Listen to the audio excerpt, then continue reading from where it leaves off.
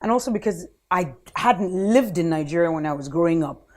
The way things happen here and the politics that go on when people are trying to stop you from succeeding, it became too much for me. So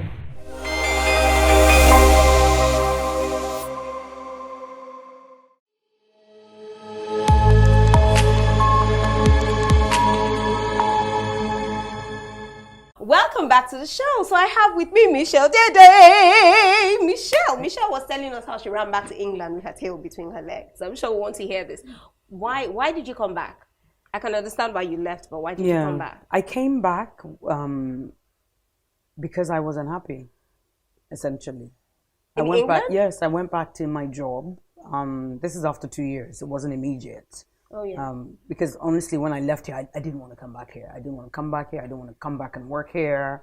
I found the industry a little bit too vicious, and I wasn't used to that sort of thing. People that appear to be your friends are not your friends, so that wasn't something that I was used to. So I went back, and in the 2 years that I was back in England, I was getting job offers here.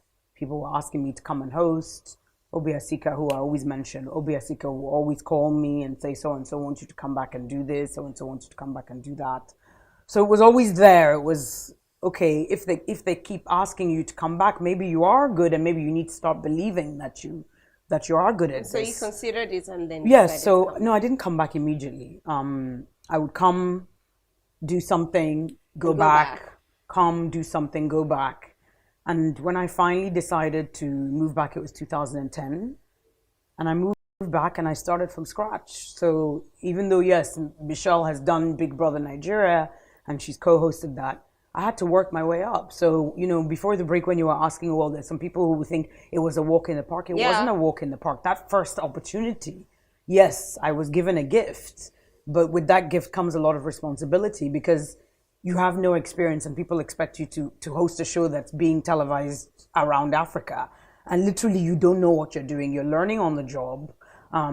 You're going home and you're crying yourself to sleep because not only do you doubt yourself, you know that a lot of the people that you're working with doubt you, aside from those who believe in you that have hired you, but there's some doubters amongst those people who don't hide their opinions. Oh, wow. And, you're fresh. Well, they're always naysayers everywhere. They're naysayers, but one of the things is I think as you get older and your confidence grows, yes, you become more secure in your abilities. And I was not secure in my abilities. Well, that's your own story. Okay, for someone like me, I always knew that I was a good actress. I always wanted to act. There you go. And that's the story of quite a number of us Nigerian actors and actresses. I disagree. Maybe because you dabbled into something. No, I disagree because you knew you're a good actress.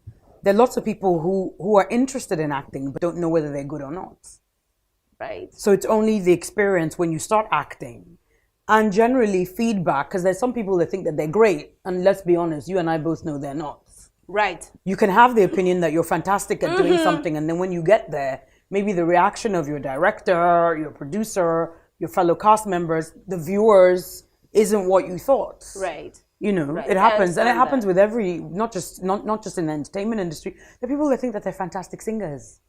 Oh yeah. And they get there and you're like, we're wondering what happened. How did you get here? For a large part of their lives, everybody's like, oh, you have a fantastic voice.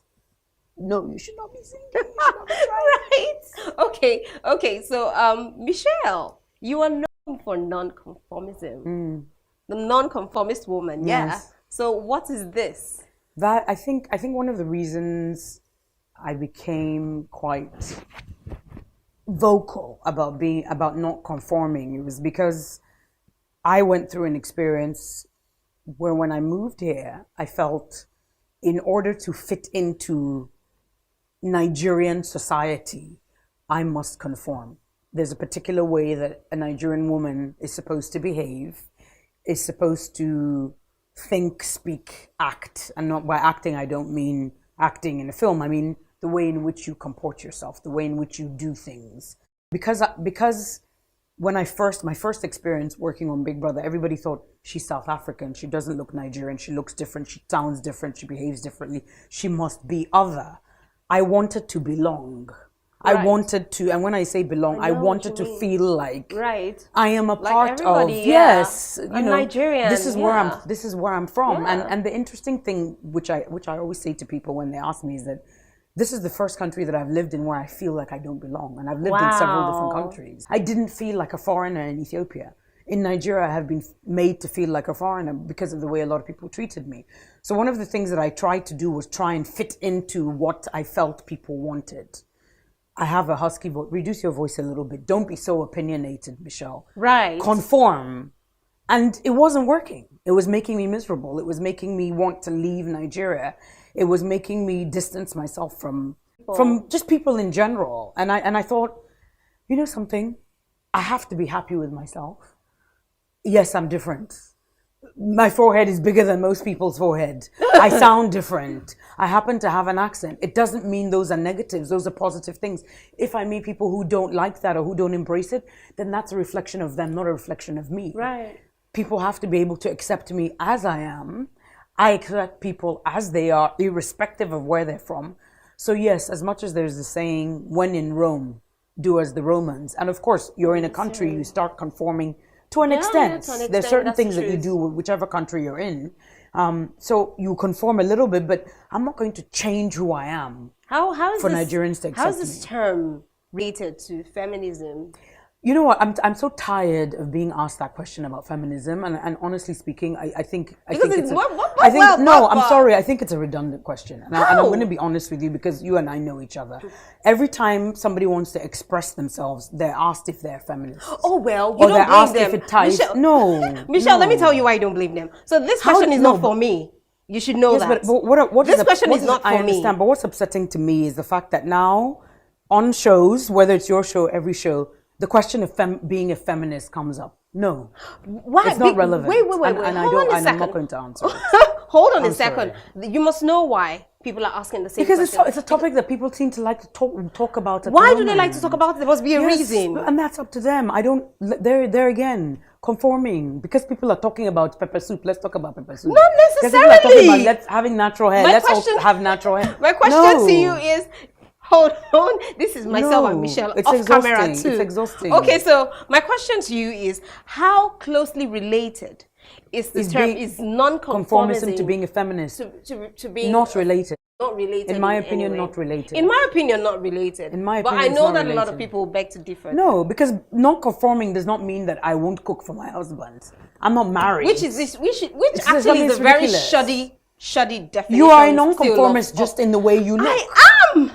In the way I know you, in the way you think, in the way you behave. That's in why the I told you in the first place that question wasn't for you me. are a non-conformist, yes, definitely. Most definitely. Definitely. And as a married woman, you are definitely a non-conformist. Yep.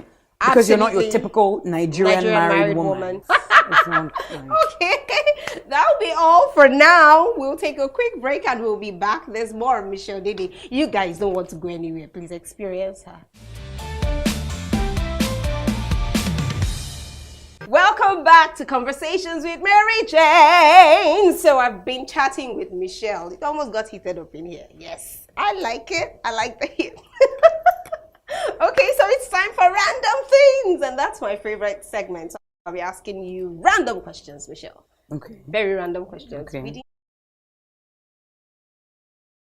didn't chat about this, by the way, off camera. Okay. Michelle, you're very active on social media. Mm-hmm. No, not that. I'm not that active. On Instagram? I'm not that active, you know. How is that active? There's some people that post like 5, 6 posts a day. You must post something a day. I probably post like 1 or max 2. Every day? No. You don't post every day? No, I don't. Maybe when you're on, you happen to see it. Sometimes I go a week, I don't post anything. Oh. I also spend a week off Instagram, off all social media a month. Oh, well, that defeats the purpose of the first question because I was going to ask you that. Can you spend like just a few days off social media? Yeah. Oh, you can? Last year, what I started doing is that I started spending 1 week off social media, especially Instagram, because I felt like I was becoming addicted to it.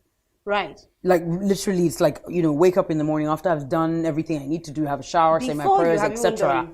I will now Instagram, and it's like I'm at work in between scenes. I'm on Instagram, and somebody's talking to me and I'm on Instagram, the only thing that I was really making an effort not to do is that if I was out with friends, I wouldn't be on it too much. Right. But I suddenly realized we miss out on so much that's happening in each other's lives. Right. Because we're constantly looking at our phones. Right. And I thought, I don't want to miss out on important things that are happening in people's lives. I don't want to miss out on experiences that I'm having. It's like I'm here, for example, if we weren't on a show and we're just sitting and chilling, and let's say we're outside. Oh, hey, Mary Jane and I had blah, blah, blah, blah, blah. I'm not experiencing what you and I are actually doing, let's say at a restaurant or whatever. I'm recording it to post it. Yeah, I know. I'm not I know, like so I thought, you know what? As in, you're right in my head. One week every month. Yeah. And I'm so happy that I started doing that. Fantastic. You might want to take a cue from that. I personally think that social media is eating into our social life. Like it's useful and it's important. Oh yeah, but we should try to find a balance some way, somehow. Yeah. So what's that one item you cannot do without? One item I cannot Dodo. No! No, you don't eat dodo every day. What's that thing? I don't eat it every day, but what's like, like I like dodo. I Everybody love knows you like dodo. Okay, so what's that one makeup item? Your best makeup item. Best makeup item. It would have to be. Actually, I was going to say it's two things. It would be two things. It have to be eyebrow pencil. I knew you were going to say because I don't have a lot of eyebrows. Because she keeps talking about it. Draw them in, and then mascara. Right. So I can do without lashes, but I need mascara. Mascara. I need mascara. No, I just have 3 lashes. They're like ducks. What? So that's what I say. Don't mind me. Since the advent of strip lashes, and then people put in bonding glue, Ha. and then help me to remove it. Okay, so another question. What type of men are you attracted to? Ooh, all sorts. I'm not. You know something. Different types. I think when I was in my early 20s, I'd be like, oh, he has to be really tall. He has to be this. He has to be that. He has to believe in God. He has to be this. He has to be that. And there were so many boxes and boxes and boxes and boxes that I wanted to tick. And you know, as you get older, you're just sort of like, no, he doesn't have to be 6'4" or 6'3". Yeah. Just let him at least be maybe taller than me in heels. Right. So now I'm going to let him be taller than me in heels. I really like dark-skinned men. Right. It's like I've never Can't really marry been. Igbo. Actually, I have. I can. I've dated Caucasians before, but as far as Nigerian men, because we're in Nigeria, I thought you were being specific. Yeah. I like dark-skinned men. I like my dark chocolate. Oh, I like the way you like put my it. dark Chocolate. Okay. I don't know what it is. I have a thing about like men who are dark. I know. I feel and then you, the skin honey. is I just even. don't. I want to say it, but you know, I'm married, so that they don't see that. You know. Yeah, dark chocolate. And then my husband is not dark, so I wanted to say that. It's okay. Yeah, don't say. So It. leave it. I like them dark, but I married the one that is not dark. You married a yellow somebody. Yellow purple. Yellow purple. Okay, so last question would be: where's that one place you go when you want to find solitude? Ooh. Usually swimming. Oh really? Yeah. But they're quite a number of people there. No. Swimming alone? Swimming alone. I don't know, there's this, I've always loved swimming, I think because I've been swimming since I was a child. And I find peace when I'm underwater. Wow. Because it's quiet and you don't hear anything. It used to be the Catholic Church in Falamo. Oh yeah. No, it used to be. Because it would be so quiet, but now it's rare that you go in there and there aren't, different people praying, etc., even if it's not during a mass. So usually if I'm underwater, I just have peace, literally. Wow. Like I find it very peaceful. I love swimming, so maybe that's why. That's the best that I've heard so far. Yeah. You want to know my place? Where's yours? My place is very raz. Where is in your I bed? go to the toilet. Really? Yes! No, but it's not Raz. Lots of people. It's not? Yeah. Really? Lots of people go into the place. Lots of people go into the toilet to read. Yep. I got it from my mom. Okay, there you go. Yeah. Because they say that it's where they have alone time. Yes. Or in bed. The children know they can't even come in there. Which bed? Okay, for you bed will not work because They're of the coming to kids, jump. obviously. Yeah, that won't work because of the kids. But Michelle, beds actually, for me, is another place too. Your bed? Yeah. Yeah, well, yeah. When you don't have when nobody knows that you've woken up yet. Right. And, you're just in your bed. Not when you have kids, trust me. They don't care whether you've woken up or not. They'll wake you up. Okay. So, okay, Michelle. One day I will know what that experience feels like. Yes, one day you will. I'll be there to do a mugo. Thank you for coming to the show, and that's all we'll be having on today's episode of Conversations with Mjay. I hope you totally enjoyed yourself. Please stay tuned for our next episode. See you. Bye-bye.